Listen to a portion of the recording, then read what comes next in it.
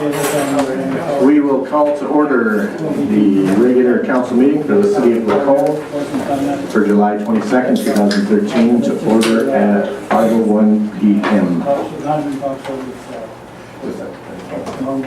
You got them cranked up in there. On the side.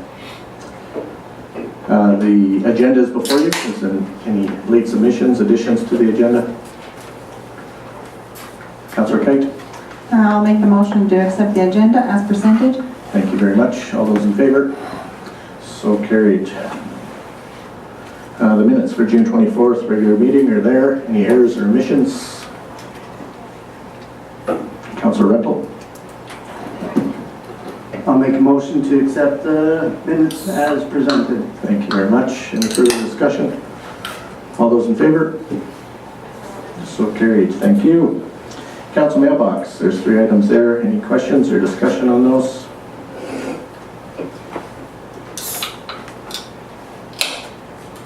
Councillor Belsma? I'll make a motion to accept the mailbox for information.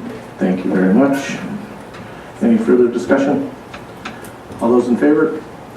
So carried. Thank you. We will bounce down to presentations. We have a presentation from the Iron Wolf Place Complex. Colleen Matheson and Debbie Sutherland, is that correct? Yes. If we could have you come up to the front here and if you just make sure that that mic's on something, that would be great. Welcome, ladies. Great. Thank you very much. And the floor? I'm not used to speaking for these, and I could probably just as well project it. Well, it's for people behind you as well. Oh, okay. Yeah. Thank you. Is anybody hearing me then? Yes. You bet. Thank you. Okay. Now, I'm assuming then that you have the document before you that was submitted to you, which was, it talked about the discrepancy that we have between some of the documents that we have in terms of whether the condominium complex or whatever it is that we live in is, you know, something we can put a finger on. As I said, it was, the development was approved in, let's see.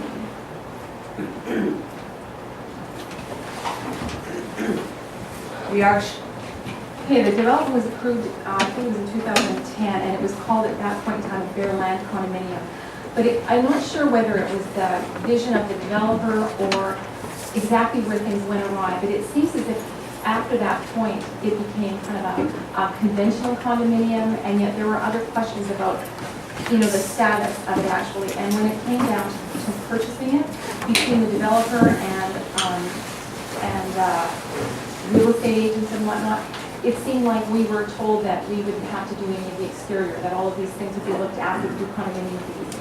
And then when we went to look at buying insurance for it, we were told that, well, no, in fact, it was a bare land condominium, and that, you know, the individuals had to have home ownership insurance and bare land condominium loss assessment, or bare land loss assessment instead, which meant that the insurance we've been paying up to this time was considerable, because at that point we were insuring all of the exterior of all of the buildings as well as the common property.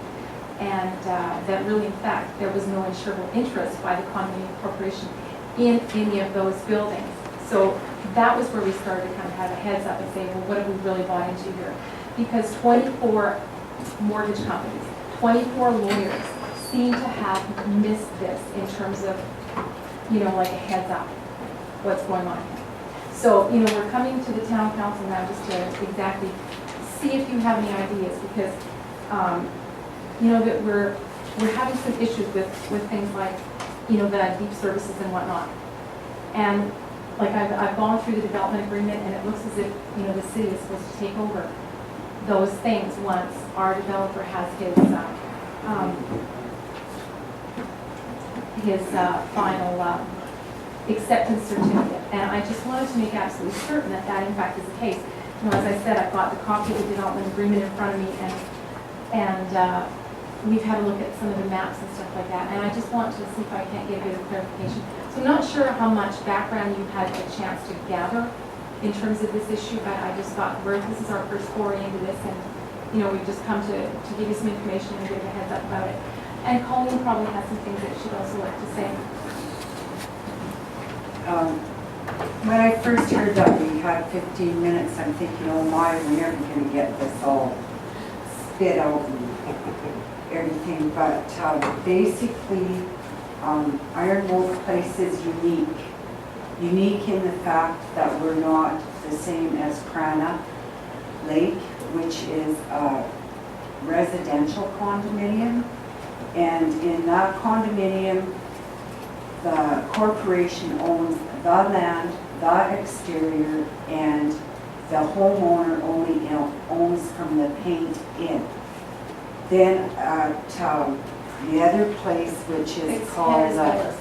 Henner's Villas, which is a bare land condominium, they own their house, they own their land, and all their services are on their side of the property going into the side of their building. Then we come to Iron Wolf Place. As I said, we are very unique because we own our parcel of land, we own our building, and the only common property that the corporation owns is a roadway and a greenway and the walk paths. And one of those walk paths out of the three is actually got a right-of-way by the city, which comes down 3/4 of the way and then comes across another lot. So the city has a right-of-way on that. The city also has a right-of-way coming up through the paved street, which is a one-way street, so they have it coming up like this, and then it comes off to the side, and another little point. So you've got a little bit of our sewer, you've got a little bit of our water, you've got a little bit of water, sewer, and a little bit of our power. So that leaves us, the homeowners, with these questions about the water shut-off valves, which are located in the common roadway, other owners' property, in the visitors' parking, and the common green area. Where is the city? Where is the condo court? Or where is the owner responsible? Our electrical services comes in one side of the duplex or the fourplex and runs around the building. Who is responsible for the ground work repairs? The ground is not common property. Gas services comes in one side of the duplex or fourplex and runs through the whole building. Who's responsible for that? Keeping in mind that I own this and she owns this, and yet the service is running through my ceiling into her side of the building. It's not in the ground, it's in my ceiling. So who's responsible? Sewer services, which are located in the common area in the roadway and at the front of each home. That's a question for us. Where is the city, where is the common court, and where is the owner responsible? Our fire hydrant, who is responsible for flushing and maintenance? Note of interest is that the fourplexes, which we've alluded to in here, there was one set that when I got in, was told that there was no other garages that could be allowed in these buildings. Well, that fourplex on December 12th, 2012, owners took possession of a fourplex with garages on it now. None of us were asked in the subdivision as to whether we were interested in it going that way, and it left a pretty dirty taste in our mouth. Because one girl bought thinking that she got the one with the last garage, that's going to make it an easier sale when she moves on, because she works in a bank and she knows that she will be transferred. Then we look at our working plans here, and we find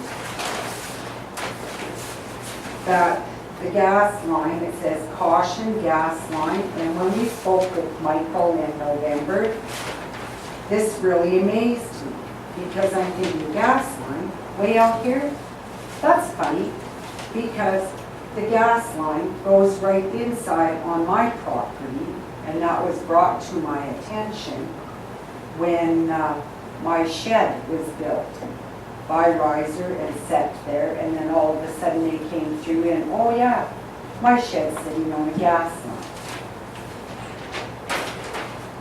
So I purchased, my agreement states that I purchased a home and land from Riser Development of 14456 Iron Wolf Place.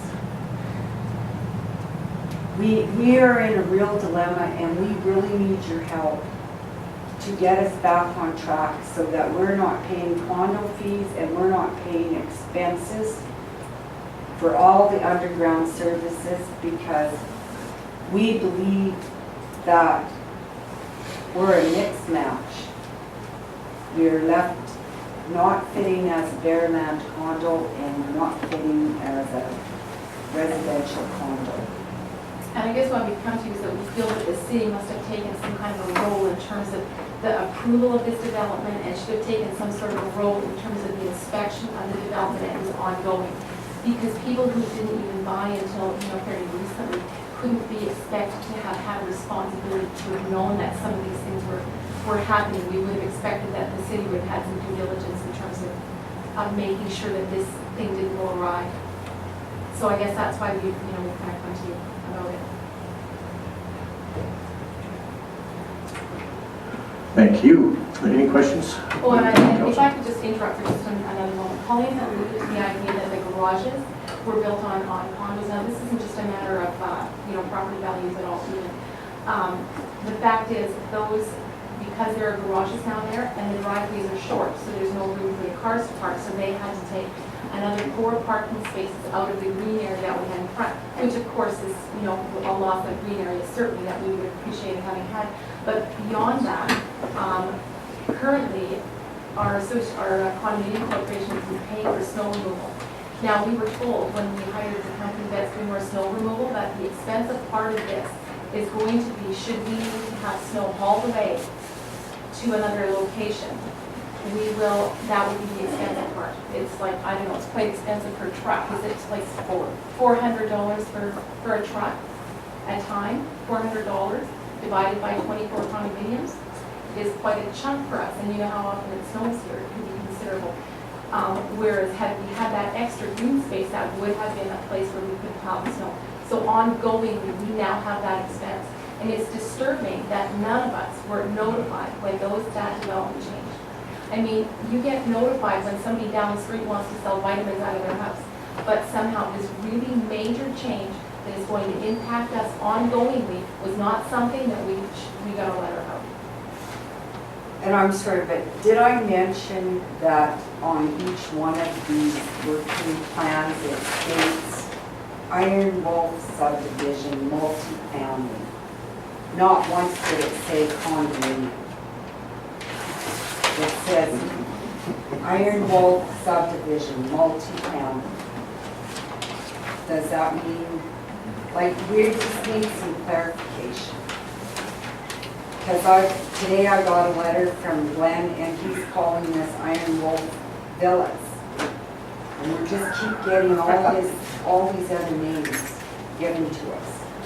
But yet at land titles, we are a bare land condominium. When I stated to them that the developer had referred to the fact that perhaps we're a barely blended condominium, the man at land titles stated, there is no such thing. That is a fancy word, ma'am. You are a bare land condominium.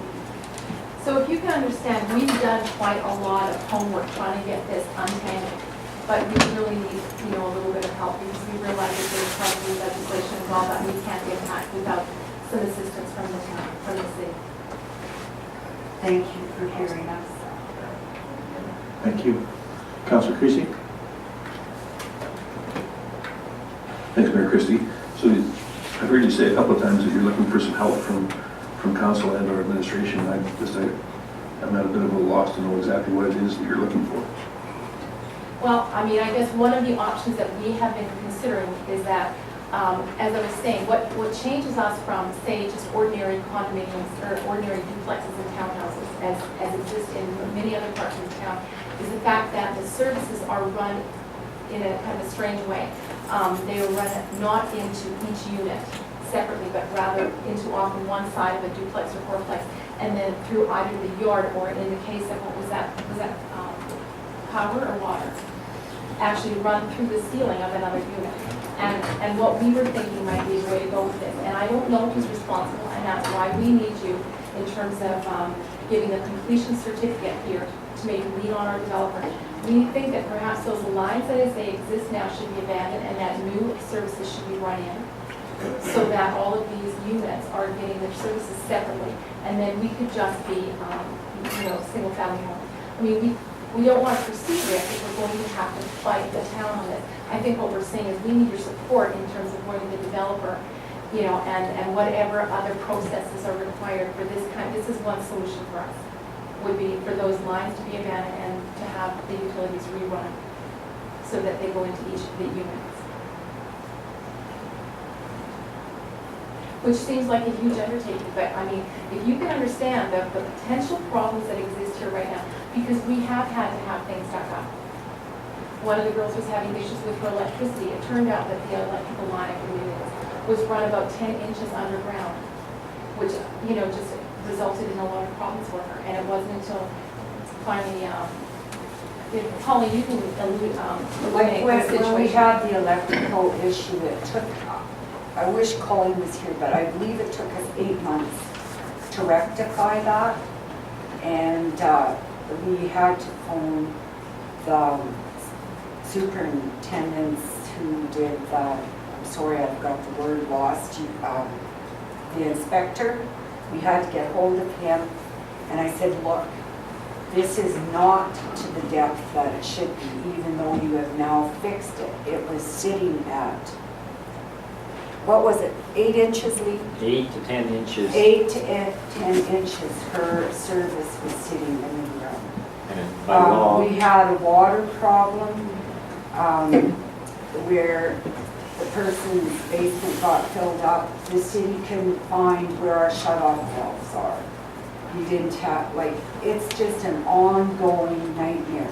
And my biggest concern is, Grant, is that we're going to be on the wrong side of the tracks, and that place is going to go downhill, and it's going to be the slum of Lacombe. That's my bottom line, is that's where we're going to end up at if we do not get it corrected now. Because somehow we've got 2 projects mixed into one. We all have a beautiful home, but when it comes to the infrastructure, we are in big trouble.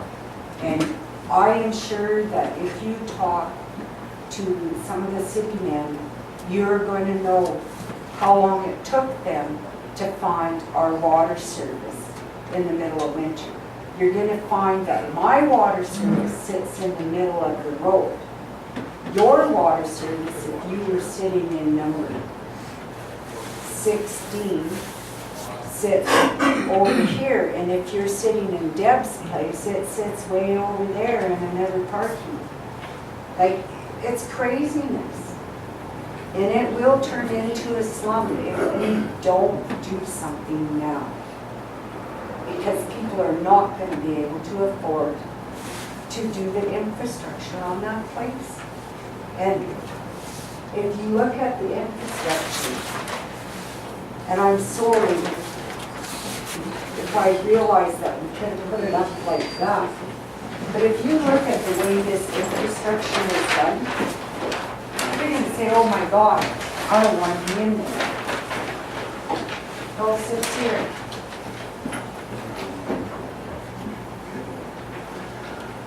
Councilor Boswell.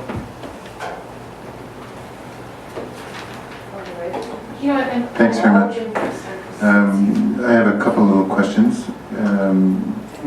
Obviously, you have some challenges ahead of you, and I understand that completely. What means have you gone through already with your developer? because there's obviously some consideration there, as well as, you know, as far as history is concerned with the city of Lacombe. What have you done with the city of Lacombe so far, in terms of this, other than come tonight to this council meeting? We had a meeting with Michael Meechin on November the 22nd, bringing forth our concerns. Okay, And he stated that our next step would be to go to the city council. Every time we approach Glenn at Rising Developments, we get deferred or demeaned. If you have seen the letter that he wrote about me when I was asking questions, it's unreal. Like, he tried to say I was crazy and that I, like, inferred that I was crazy and that I shouldn't be allowed to be on the board. That was his hope, that was his attack. And the great thing was that there were other members on the board who did not see it that way and wrote him a letter stating so. Our conversations with him are very hard, and like, we had a problem, and it this week, last week, well, actually it started early in the spring, and finally it got rectified today, but it took him 8 days to respond to the email that was sent to him via the item of the board conversation. I think the other thing too is that every time we have approached Rising Developments about the issue, we even know, like, the developer was convinced that this is a condominium complex. He sold it based on the fact that people would have all of the external improvements of their buildings looked after. I mean, we were in our reserve fund study, we should have been setting aside money to replace roofs and windows and siding and everything that that we in fact didn't own really any of the property. Like, this is clearly not the way a Bearline condominium is. So as I said, I don't know where this whole thing seemed to fall off the rails, but it certainly is not what many of the people here are sold. And the other thing is by including our developer, we had him come to a meeting at Debbie's place with the insurance person, and there was myself, Debbie, Lauren Rye from Western Financial Group, and Lauren sat there, tried to explain to him why we could not insure the way Glenn said that we could, and he still argued the point, even with the man who had professional knowledge as to what we should be doing as homeowners. Okay. I think what we need here from you, from the association, is a defined list of issues that you need some help with the developer, because we could probably go on for quite some time here this evening. But if we had a defined list within a letter from the association to the city, I think that from there, administration could take that and we could see what we could help you out with and try and facilitate some sort of a sit down and negotiation with the developer for sure. And we can go back through our own stuff as well and just see when it was signed off on and what was done and what was everything that happened, so that we have all the information. But if we could get that defined letter and exactly what you're looking for, then we can work forward from there. All right. Is that fair? That is very You bet, guys. Thank you so much for coming out. Thanks for listening. That's great. Short one? Yeah. Thanks, Virginia. I think in addition to that, the legal aspect here is extremely important. I don't know where that's going to come in, but it has to come in. We've got a very frustrated group here that doesn't know which way to turn, and we are not going to do anything without proper legal advice. So I think that should be part of that process as well. Absolutely. Have you retained legal? No. No, we're going for the Representation. free advice. Okay. We have no funds to work with. Okay, that's fair. Like, that's our bottom line. Like, we don't have the funds to work with. We have nothing to borrow yet. We don't have enough capacity. 'Cause we're new. for it, Yeah, right? absolutely. Okay, well, let's make that the starting point with that defined list in a letter to the city. I would make that attention to CAO Macquarie. And, Pardon me, CA. CAO, she's, Norma Macquarie is our CAO. Yeah. Nay, one thing. How can you tell I'm nervous? Yeah, that's entirely fair. I'll let you all up what you did, what you're. Absolutely. Thanks, Mayor Christie. So, I don't believe there's anybody in infrastructure services, but perhaps Gordon's here. I was wondering if Norma can answer, have in fact the CCCs, the construction completion certificates, been issued for this particular property as yet, or no? To Councillor Christie, I believe the answer to that is no. The construction completion certificate has not been issued. So certainly, once we have that list from the association, we will go back and review the approved plans for this development, and from there, we'll know what was required and if there are deficiencies to those plans.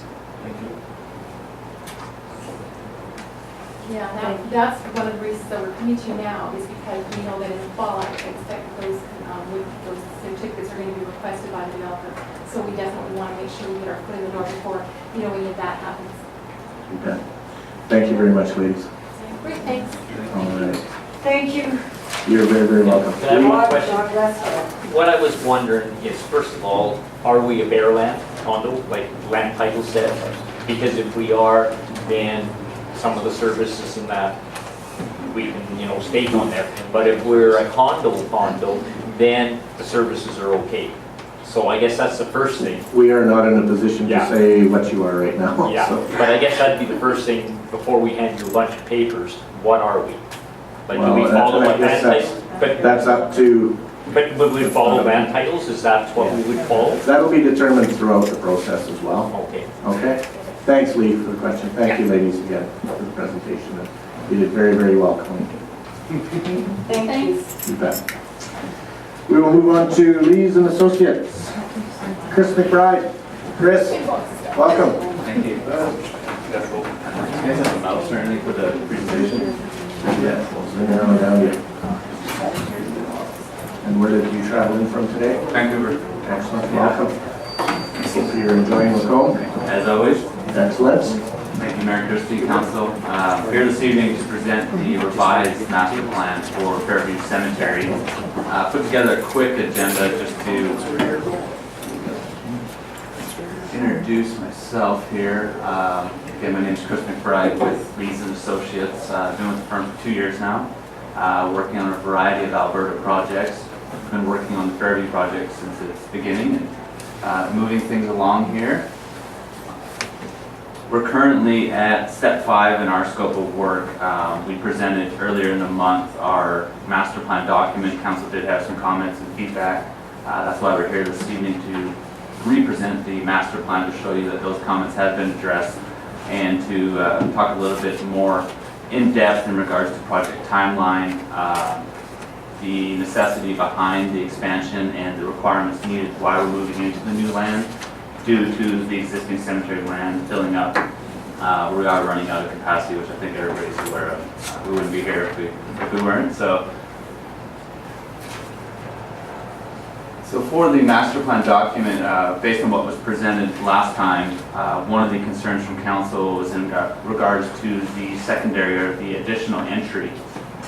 There was talk of being a little bit too close to the existing entry, plus the requirement to remove a fairly new fence that was put in within the last few years and look towards maybe something a little bit further east, separate the entries, capitalize on an existing curb cut, plus it would limit the amount of reconfiguration of the existing fence lines. You'll notice in the lower southeast corner, we have adjusted that entry. So now we have a main promenade that would connect from the south portion of the drive all the way up to the north.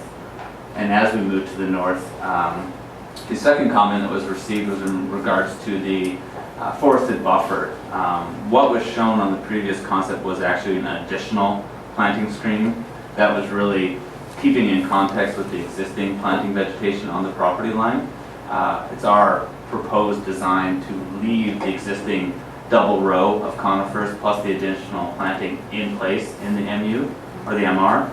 But we have shown graphically here, just to clear that up a little bit, the planting has been removed from our end of the scope, but the existing planting scheme will remain in place. One minor change we also made is we've changed the notation of number 6, the protection services section, to optional. We've touched base with the fire chief, the chief of police, and see what their feedback was on that. We haven't been told yay or nay. We don't know if in the community we're really going to have a demand for protection services. So what we've done is gone ahead in the master plan document and called that optional. Within the next 8 years, we find there is no need and we need that land, it can easily be phased into just typical in-ground burial or in-ground cremation, or it could be left as grass space for now and allow for maybe 10 years, 15 years. We need a little bit of infill before we move further south. We can come back and fill that space in. I also wanted to talk a little bit about infill. I know it was discussed last time. We are right now at about 30 plots remaining in the existing cemetery. So it's our plan to come through, you'll notice the number 2 here is on the plan, to remove the existing roadway infrastructure and utilize those corridors as infill land. You could probably get, we're estimating about 30 plots per section, so a total of 90, which could gain us a year and a half of capacity. So with that on top of the 30 remaining, that gives us 2 years in the existing land. And we'll talk a little bit further about that as we move along. But everything else as presented previously is stayed as is. A couple photos that Sandy Stewart had taken for us actually, just to reiterate the existing buffer. The screening has done a great job out there. It's only going to get better as the plant material grows. So just wanted to show you guys that the buffer is going to remain in place. We're going to keep the turf and the setback and everything will stay as is. So the folks to the north don't have to worry about that cemetery creeping up onto their property line. The phase 1 area, I know, was a little bit of discussion when Eric was up here and presenting that idea. Nothing has changed on the site plan, less the north buffer that we showed. We just wanted to expand a little bit in depth on that. This current design could give us 8+ years. We're predicting about 8 to 10 years with the capacity. That gives us actually close to, and we get into the next slide, how many graves. Before we touch base on that, the timeline on this, which I know is a sensitive subject, would be within 2 years. So we're looking the end of the ball field season in 2015 to move into that piece of land. That is a number that has some flex to it. We may have a period of time where there's not a lot of interments or burials, which could gain us some time, or we could have an influx where, it's a tough thing to gauge and to predict. Our stuff's all based off of Statistic Canada and Alberta Vital Stats is where we're getting our information from. But from here, we just wanted to talk a little bit about after the 2015 season, the ball field would need to be decommissioned. And then to phase from that, once the ball field is decommissioned, site work grading would take place. Luckily, being that it is an existing ball field, there's not a lot of site work that needs to happen in this phase. More towards the south is where we get into a little bit of burning and drainage in that end. So when we get to that point, that's where a little bit of the earthwork is going to take place. After the earthwork and site work is done, then the initial roadway infrastructure can go in. We're not saying you need to go in and put the granular base material and put asphalt in all within the fall. We could put the granular in if the time allows and come back in the spring after we deal with one season of freeze thaw, see how the land moves, and then come back in and put the top course down. Depending on timeline also, we could plant possibly the trees if time allows in the fall, or come back in the spring. But definitely do the grass seeding in the spring to get that season started. But with all that in mind, once the ball field is decommissioned, the way the master plan or that phase 1 area allows, you could really come in and start doing interments as soon as the ball field's out. So if we're in a push pressure situation, fall of 2015, we could be doing burials in that period. I know we talked previously about interment options. Eric went through those, the way that the programming would work. Just wanted to emphasize this phase 1, 8 to 10 years, is just over 1,600 graves. So that gives you an idea. The city right now is about 60 per year, but that kind of floats, so we just have to take that into account. The second option that was discussed was phase 1A. I know there's a little confusion with that. Ultimately, this was in regards to budgets and not timeline. Phase 1A would have the same timeline as phase 1 due to the way that the roadway alignment works and configuration with the existing land. The ball field would need to be decommissioned in the same timeline, so fall of 2015. This is just really one internal loop, so you'll see there's a difference between $225,000 for phase 1 as an estimated cost, where this would be about $115,000. You can also see the difference in graves on this. You're only looking at 486, so just over 4 years worth of capacity. So the question, and we're working with City right now with Brenda and Sandy on, is how do we want to phase this out? Do we want to allow, knowing in 2 years we're going to need to break ground, do we want to do all of phase 1 and we're good for 8 to 10 years, or do we want to do phase 1A and in 5 years, 7 years technically, we'd be back at this again. So the next steps is really for us to look at the city completing sales of the plots available. There's been a limited discussion on how we handle this right now. When we first started the project, we were just under 50 plots available in the existing land. So now, 3 months later, we're sitting at 30.